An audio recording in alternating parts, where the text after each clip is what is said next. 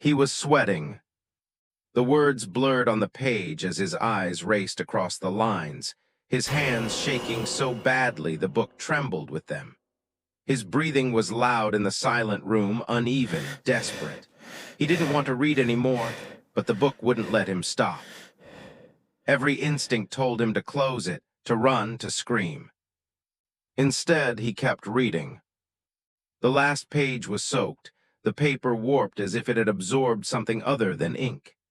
His eyes dropped to the final line, and his heart slammed against his chest. When the last sentence is read, he will be gone. His mouth opened. "No," he whispered. The air in the room turned ice cold. His eyes filled with terror as he finished the line out loud. For a brief moment, his shadow stretched unnaturally across the wall, then folded inward on itself. Stephen vanished. No sound, no trace, no body. Only the book remained, lying open on the floor. It hadn't always been like this. Stephen had always been obsessed with the supernatural. Not in the casual way people enjoy ghost stories, but in a deeper, more dangerous way. As a child, he collected old folklore books, listened to recordings of supposed hauntings, and filled notebooks with theories about things that weren't meant to be understood. He believed there were rules to the unseen world, and that if you learned them, you could look without being seen. Stephen went to the old bookshop for research. He was working on a book about ancient supernatural beliefs, forgotten rituals, entities mentioned only once in history, and texts that had been quietly removed from public libraries. Most of his sources came from translations, fragments, and footnotes. He needed something older, something untouched. The shop sat between two abandoned buildings, its sign faded to the point of being unreadable. Inside, the air smelled of dust and damp paper. Stephen moved slowly, scanning titles, pulling out volumes that looked promising. Many of them were familiar, reprints, commentaries, watered-down versions of stories he had already read. Disappointing, but expected. He had been there almost an hour when he noticed the empty space. Near the back of the shop, one shelf had a small empty space, just big enough for a single book. The books around it were packed tightly, their covers old and fragile, as if nothing had been taken from that spot in years. Stephen was certain it had been empty when he first walked past it. He turned away for a moment to check another shelf. When he looked back, the gap was gone. A book now rested there. It was bound in dark leather, unmarked and unlabeled, its surface worn smooth as if from countless hands. No title, no author. It didn't look new, but it hadn't been there before. Stephen frowned and reached for it. The moment his fingers touched the cover, a strange sense of pressure settled in his chest, like the air in the room had thickened. He told himself it was imagination, excitement, the thrill of discovery. This was exactly the kind of book he had been hoping to find. He opened it. The pages were filled with dense, uneven writing, written in a language he didn't recognize, but somehow understood. The words seemed to settle into meaning as his eyes moved across them. Stephen didn't notice the shop grow quieter.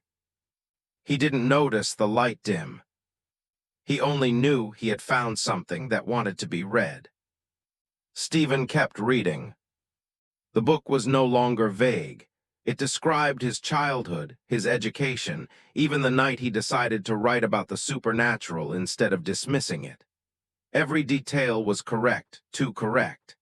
He flinched as it mentioned the scar on his left hand, the one he'd always hidden. He flipped ahead. The next pages described events that had not happened yet. His hands tightened around the book. The edges of the pages felt sticky, almost damp, like they had absorbed something living. A faint scratching sound came from the shelf behind him, soft, irregular, as if something wanted to get out. He froze. This was what he had wanted. Proof, not belief, not theory, his future written clearly in front of him. He searched for the end. The further he went, the harder it became to turn the pages. The paper grew warm, too warm, like a heartbeat beneath his fingers. Each sentence was shorter, sharper, like whispers pressing into his mind. He continues. He does not stop. Stephen tried to skip ahead. The pages resisted. A faint groan filled the shop, low, vibrating through the floorboards. His heart pounded so loud he thought the book might hear it. The ink on the page shimmered in the dim light, forming shadows that moved, twisting just beyond comprehension. He turned back instead. Earlier text had changed. Lines now described him standing in the shop, eyes wide, breathing fast, trembling as if he truly knew, that this was no ordinary book. The book was alive. He read faster. His throat was dry. Goosebumps prickled his arms. The smell of old paper and something rotten filled his nostrils. Near the final pages, a single sentence appeared, larger than the rest. When the last sentence is read, he will be gone. Stephen stared at it. The shop was completely silent, too silent. Then, faintly, the sound of a whisper echoed from the book itself, almost human, almost laughing. Stephen's hands shook as he turned the pages. The shadows in the corners of the shop thickened, stretching unnaturally. He could swear they moved closer every time he blinked. The smell of damp paper was gone, replaced with a metallic tang, like iron, like blood. The sentences now spoke directly to him. You cannot stop.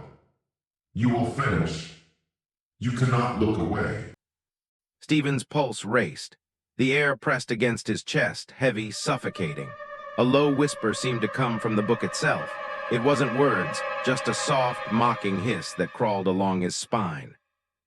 He tried to close the book. It wouldn't budge. His fingers slipped, but the cover felt fused to his hands. The pages flipped on their own, faster, almost eager. A faint scratching noise came from inside the book, like claws raking over paper. Stephen's eyes darted around the shop. Empty. Yet he felt eyes watching him, from the shelves, from the dark spaces behind him, from the book itself. The last few pages glowed faintly, the letters twisting, curling like living things.